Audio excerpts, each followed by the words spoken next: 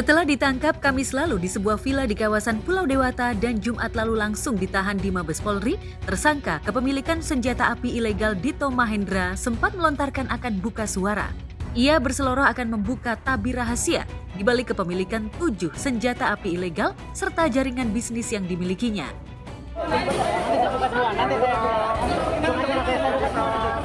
Nanti ada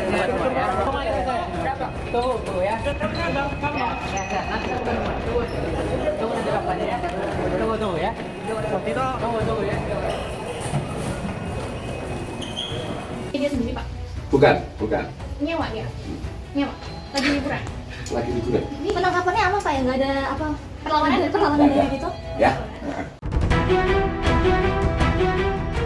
Meski statusnya bukan sebagai pengusaha tulen, Dito kabarnya diduga banyak menjadi mediator bisnis gelap.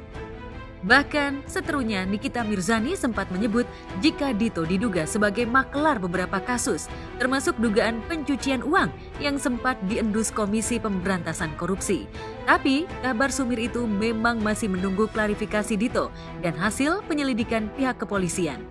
Ada orang di belakangnya, lu tanya aja lah sama bapak-bapak mabes ya. Kalau gue, apa ya pun yang gue tahu pun sekarang tidak akan gue ungkapkan. Tapi ya gue sih berterima kasih lah sama bapak-bapak aparatur negara ini, begitu kerennya bisa menangkap seorang Dito Mahendra yang selama ini jadi DPO, yang kita pun maksudnya banyak orang tuh yang bertanya, kadang-kadang ada yang nanya sama gue loh, Dito di mana sih gitu. Udah gue kasih tahu ini, tapi memang itu orang lincah banget kayak belut gitu. Dia akhirnya mungkin dia lagi baru bangun tidur apa gimana gitu, langsung ditegrep gitu. Biasanya dia gitu. Selain soal peran dan sepak terjang Dito yang masih misterius, kabar terkait siapa yang melindungi Dito di balik pelariannya juga masih belum terungkap. Termasuk dugaan keterlibatan Nindi Ayunda yang disebut-sebut banyak mengetahui sepak terjang dan pelarian Dito Mahendra. Kita juga dapatkan satu buah senjata api lagi, dan hari ini kita mulai pemeriksaan. Oke ya?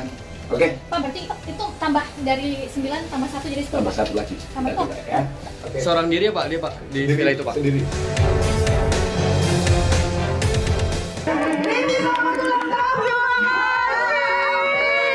Happy birthday, happy birthday, happy birthday, Nindi. Oh, sayang, otok.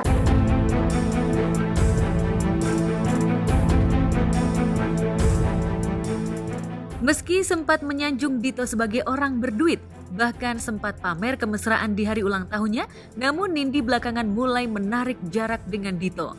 Ia bahkan sempat mengalami teror dari orang tak dikenal, hingga meminta perlindungan LPSK. Lantas benarkah karena Nindi terlalu banyak tahu sepak terjang sang kekasih, hingga ada orang dekat Dito yang berusaha membungkam? Akhirnya datang ke sini karena saya meminta perlindungan LPSK atas terkaitnya peristiwa teror dan ancaman terhadap saya dan keluarga yang dilakukan pada hari Minggu, sejak mulai hari Minggu.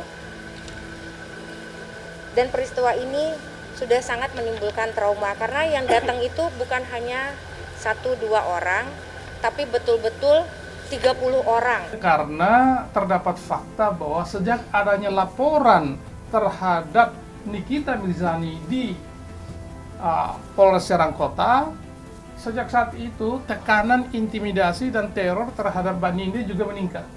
Ada pihak-pihak tertentu yang menelpon dengan menggunakan kata-kata yang sifatnya intimidatif dan cenderung melecehkan, dan ada juga fakta di mana ada pihak tertentu yang membuntuti bahkan menongkrongi di sekitaran kediaman Mbak Nindi selama 4 hari berturut-turut, sehingga menimbulkan ketakutan, ketidaknyamanan bagi Mbak Nindi. Ya, pasca bercerai dari suaminya Parasadi Harsono, Nindi yang punya gaya hidup bak sosialita seolah mendapatkan pengganti dari lelaki seperti Dito.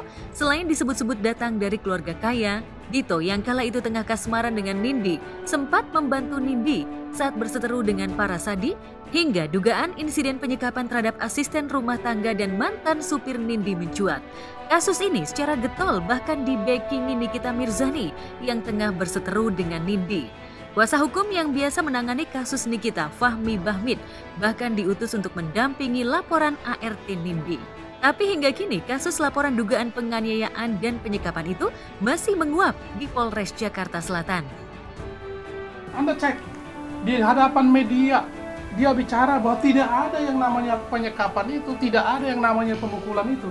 Bahkan di hadapan media dia berbicara kepada istrinya supaya jangan percaya kepada gosip karena itu tidak ada. Dia sudah bicara Komnas itu. Perempuan waktu itu kan? Setelah pertemuan di Komnas Perempuan, kita menduga ada pihak-pihak tertentu yang mencoba menunggangi kasus ini untuk kemudian dimaksudkan sebagai mendegradasi eksistensi atau martabat dari Mbak Nindya dan Mas Dito. Itu saja. Gue udah bilang dari awal, jangan cari ribut sama gue, apalagi gue tidak pernah mengenal Dito. Ingat ya, gue tidak pernah mengenal yang namanya Dito Mahendra.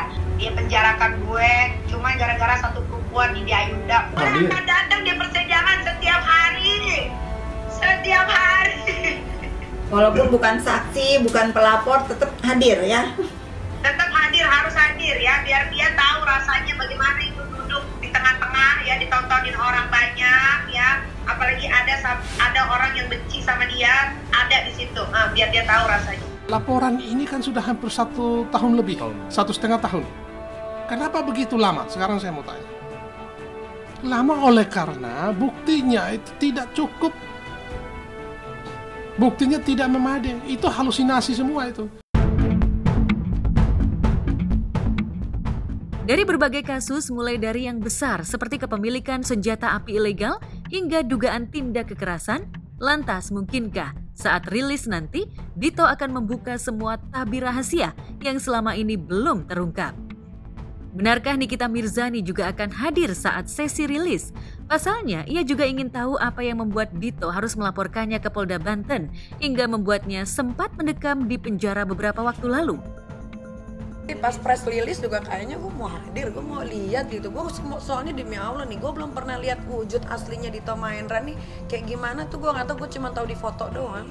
Di foto sama ada story dari teman-teman artis yang diundang waktu itu ke acara ulang tahunnya si Dito. Terbales sih udah ya, karena dia pasti akan dijerat dengan pasal yang lama dan pasti nggak mungkin nggak di atas 10 tahun, pasti 10 tahun lebih gitu kan. Tapi gue masih penasaran, pengen lihat dia di Borgol itu doang. Di Borgol press release, kalian juga kan penasaran kan Dito ini kayak gimana. Itu aja kayaknya kalau udah ngeliat kayak gitu dia di Borgol pakai baju orange itu kayaknya oh ya udah gitu aja gitu. Cuman mau tahu, penasaran aja gitu, kenapa sih kok sampai sebegininya dia memisahkan gue dengan anak-anak gue hampir kurang lebih 3 bulan. Terus segala sesuatu kok gue dipersulit di dalam juga gitu kan. Gue pengen tahu aja sekuat, ternyata memang dia nggak sekuat-kuat banget sih, buktinya dia ditangkap-tangkap aja.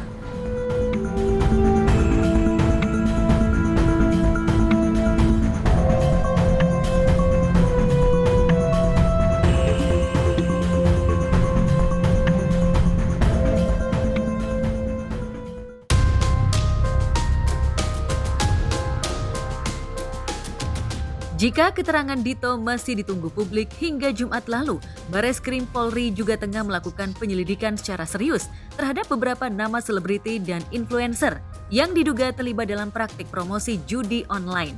Selain ada nama-nama beken seperti Wulan Guritno, Dinar Kendi, Arif Muhammad, bahkan Nikita Mirzani juga sempat santer diisukan terlibat dalam promosi judi online.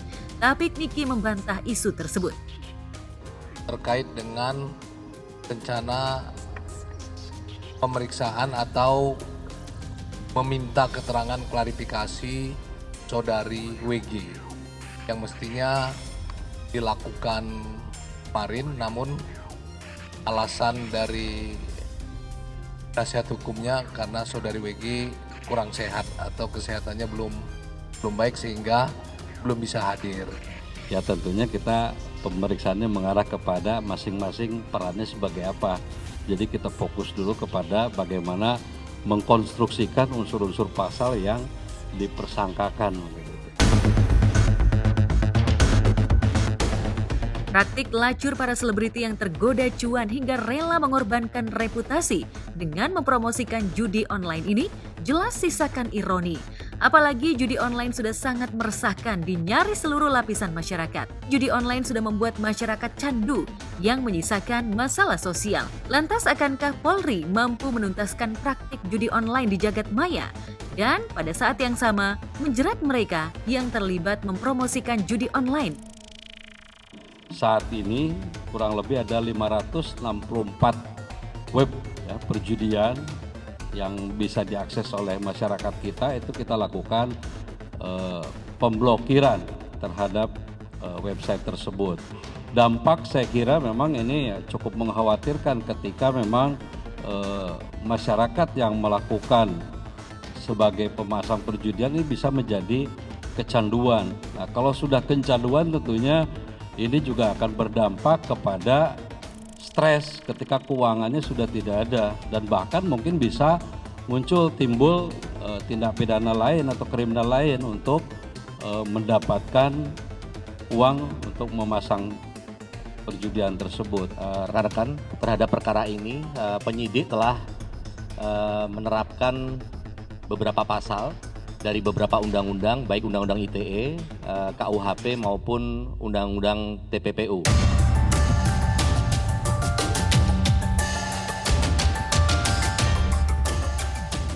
Sejatinya, insyaf dengan kasus yang pernah menimpa desainer Ivan Gunawan hingga Atta Halilintar yang sempat didapuk menjadi ambasador investasi bodong.